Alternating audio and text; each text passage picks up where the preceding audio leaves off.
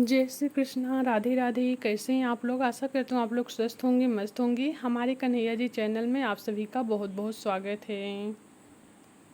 तो फ्रेंड्स, आज की इस वीडियो में हम बात करेंगे कि जिन लोगों के घर में लहसुन प्याज खाया जाता है वो ठाकुर जी की सेवा कैसे करें, ठाकुर जी को क्या भोग लगाएं। तो आप लोग वीडियो में बने रहिएगा। वीडियो अच्छा लगे तो लाइक करना, शेयर करना, चैनल को सब्सक्राइब करना। तो फ्रेंड्स, सबसे पहले हम जो सुबह उठते हैं तो कान्हा जी को स्नान आदि कराते हैं। तो जो प्रभु जी को स्नान कराते हैं वो जल जो होता है उसे चरणामृत बोलते हैं। तो आप उस जल का स्वयं भी पान करें, बच्चों को भी कराएं और अपने ऊपर छिड़काव करें, घर में भी छिड़काव करें। इससे आपकी जो होती है आपके घर की नकारात्मक ऊर्जा दूर होगी और प्रभु की कृपा बनी रहेगी।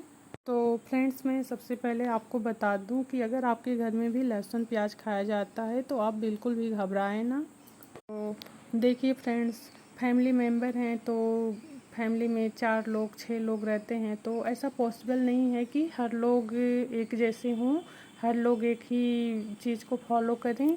तो आप बिल्कुल घबराइए मत। तो फ्रेंड्स, जो आप दाल बनाती हैं, जैसे कि दाल बनाते हैं तो दाल आप निकाल लीजिए प्रभु जी के लिए।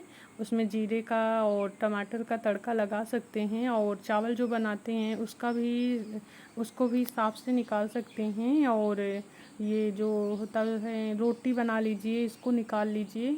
उसके बाद आप दाल चाहे जैसे बनाइए, जैसे कि जो लोग फिर खाते हैं लहसुन प्याज उनके लिए आप उसका तड़का लगा सकते हैं, लेकिन ठाकुर जी के लिए पहले निकाल लीजिए। तो ऐसे ही फ्रेंड्स, आप आलू बॉईल करके आप आलू का पराठा बना सकते हैं प्रभु के लिए, या आलू जीरा बना सकते हैं।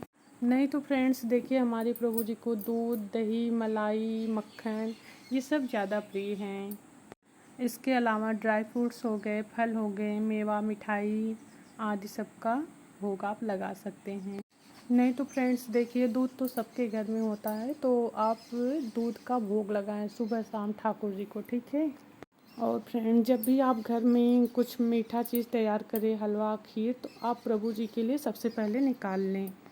और एक बात मैं आपको बता दूं फ्रेंड्स, आपको एक गलती नहीं करना है। जैसे कि ठाकुर जी को आपने भोग लगाया और वो भोग को आपको जो जैसे लहसुन प्याज वाला बना हुआ है तो आप उसमें मिक्स नहीं कर सकते हैं। जैसे कि कई फ्रेंड्स होते हैं ना कि भोग लगाने के बाद उसमें मिक्स कर देते हैं, तो ऐसा नहीं करना चाहिए।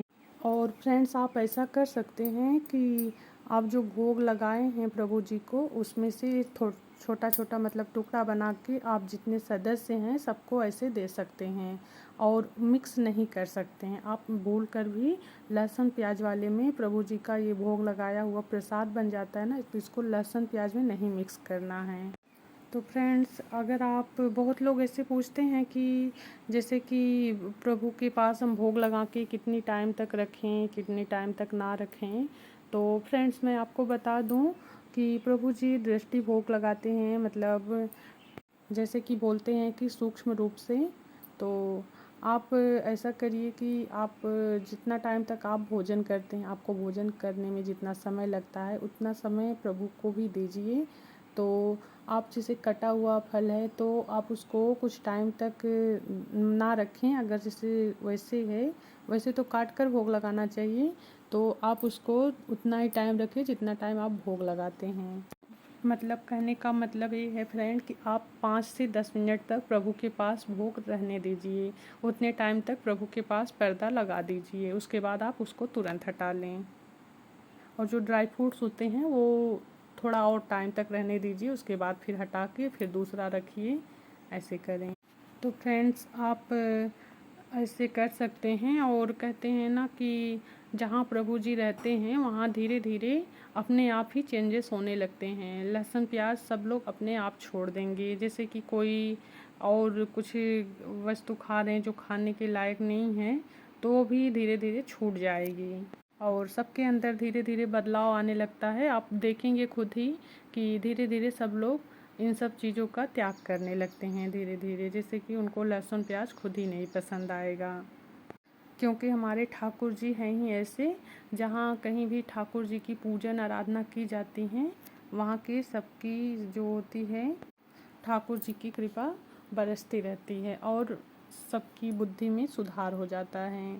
तो फ्रेंड्स, अब हम बात करेंगे जो हम ठाकुर जी के पास जल रखते हैं तो उस जल का हमें क्या करना चाहिए। तो फ्रेंड्स, बहुत लोग क्या करते हैं ना, उस जल को उठा के किसी गमले में डाल देते हैं या कहीं ऐसे फेंक देते हैं। तो वो गलती आपको नहीं करनी है, मैं आपको बता दूं।